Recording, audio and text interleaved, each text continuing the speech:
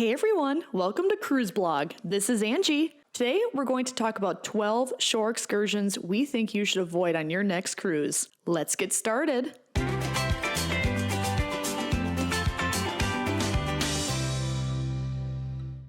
With only so many hours in each port of call, it's important that you figure out how to best spend your time so you're not left with any regrets. Will you feel as though you maximized your day if it's spent on an excursion where you're sitting for half the time? What about if you paid for an overpriced beach transfer? Some shore excursions are well worth your money and time, while others not so much. Number 1, glass bottom boats. Rather than a glass bottom boat with a single section of cloudy, transparent panels, I would argue that a semi-submarine tour is much better. That way, you're seated below the surface of the ocean and surrounded by windows. Plus, even if the windows are still a bit murky, you're not leaning over and competing with others for a great view. Number 2, Orlando theme parks. Port Canaveral is a popular cruise terminal with many itineraries beginning and ending here. Some ships, however, find themselves at Port Canaveral as a scheduled port of call, including most 7-night Bahama cruises departing from Cape Liberty, New Jersey, New York, and Baltimore, Maryland. Even though the cruise terminal is only 1 hour away from Orlando, Florida, meaning that it's only an hour away from Walt Disney World, Universal Orlando, and SeaWorld, you should skip all excursions to Orlando theme parks. Most cruise lines only provide transportation to the parks, so you'll be responsible for purchasing a day pass. On top of paying around $65 per person for a shuttle, you can expect to spend at least another $100 per person on a one-day ticket. During peak season, you could end up paying more than $150 on a one-day ticket to Disney's Magic Kingdom. After 2 hours of driving, you will only get roughly 4 to 5 hours inside of the park. With wait times, you may only end up getting on 3 or so rides, which isn't worth it. Number 3, island sightseeing tours. Island tours are great options for those with limited mobility or who want a brief overview of what the island has to offer. However, they are not the best way to make the most of your limited time at the port. Since these tours usually consist of multiple stops showcasing certain highlights, you will spend a lot of time driving from point to point. Plus, in order to fit everything in, you will have little time to explore each place. You will not fully experience the island in a single tour, so you might as well focus on one thing you really want to do and get the most out of it. Number 4, tours with long transit times. Any tour that spends so much time in transit is not going to be the most effective way to spend your time in port. For example, if your ship has a scheduled stop in Cozumel, Mexico, you may consider visiting the Tulum Mayan ruins. However, it's important to note that around 3.5 hours of your tour will be spent in transit. Instead, you could consider visiting the ruins during a land trip, where you can spend the morning at the ruins and then the late afternoon lounging on the beach. Number 5, beach getaways. Rather than booking a tour through the cruise line, consider taking a cab from the cruise port directly to the beach. In many cases, a round-trip cab will be no more than $50 for up to 4 people. By the time you calculate the cost of renting chairs and umbrellas, food and drinks, you will find that you will spend far less if you plan a day to the beach on your own. Sometimes you can take local transportation for even less. In Aruba, for instance, you can take a bus to Palm Beach for around $5 round trip per person. Plus, if you would like to do any water sports or activities, they are often available nearby. Just remember, give yourself plenty of time to return to the ship.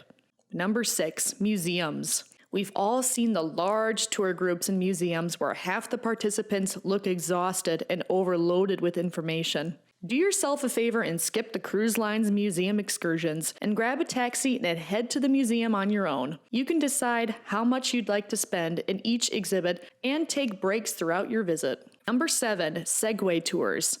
Segway tours are popular ways to navigate cities. Cruise lines know this, and they will charge a premium for these short tours. Often, they are not long enough to fill up your day in port, and you'll either end up back on the ship early or have to pay for a second excursion. For the same price as some Segway tours, you could book an all-day excursion. If you're determined to ride a Segway on your cruise, you're better off renting it from a third party rather than renting the equipment directly through the cruise line. Number 8, open bar cruises. Families might not enjoy the wilder atmosphere of a booze cruise. When on the ship, it's easy to relocate to another venue if parents find the atmosphere to be inappropriate. On an open bar sailing, there's really nowhere else to go. People can get pretty rowdy after a few rum punches. Before you book any kind of snorkeling or sailing adventure, read the fine print to see if it includes an open bar. You may or may not feel as though that's a good fit for you and your travel party. Number 9, excursions with airport transfers. As a rule of thumb, you should typically avoid cruise line airport transfers, as they're overpriced and often less convenient than getting a taxi or a rideshare service. If you have a late flight the day of disembarkation, a cruise line sponsored excursion that ends with an airport drop-off may seem enticing. What else are you going to do for 5+ hours, right? A popular alternative is to book a day pass for a nearby resort. For either the same price as the cruise line excursion or less, you can make yourself comfortable for an extended period of time and take advantage of the resort's amenities, whether that be the beach, pool, bar, or restaurants. Plus, the front desk will keep your luggage safe. The most important benefit is that you will not have to be shuttled around all day with a large group of people while you're dealing with post-vacation exhaustion. Number 10. Pools close to the cruise ports. Some cruise ports have dedicated pools for cruise guests. Since these are available at no additional cost, they tend to be very popular. By early afternoon, it's likely that you will be surrounded by other guests, especially if there are multiple ships in port. In other words, it won't be the relaxing, quiet poolside day that you were envisioning. Plus, the food tends to be overpriced and mediocre. If you do want to get off the ship and hang out by the pool, your best bet is to get off as early as possible and head back on board to enjoy lunch. Number 11, swimming with mistreated captive animals. Who doesn't want to come back from vacation with the quintessential "I swam with dolphins in Mexico"?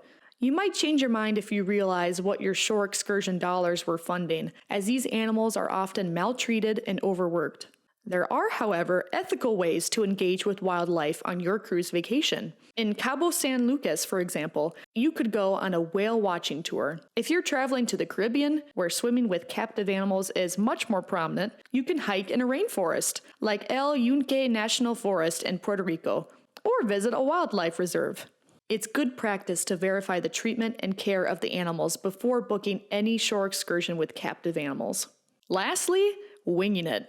Sure, there are some ports that you could have a great time in with little to no plan, especially if you're content with hanging out near the cruise terminal. At others, however, you could miss out on some awesome experiences if you fail to do any prior research. What if, for instance, you dock in Ketchikan, Alaska, and aren't aware of the once-in-a-lifetime opportunity to take a flight scene tour on a helicopter up to the Misty Fjord National Monument?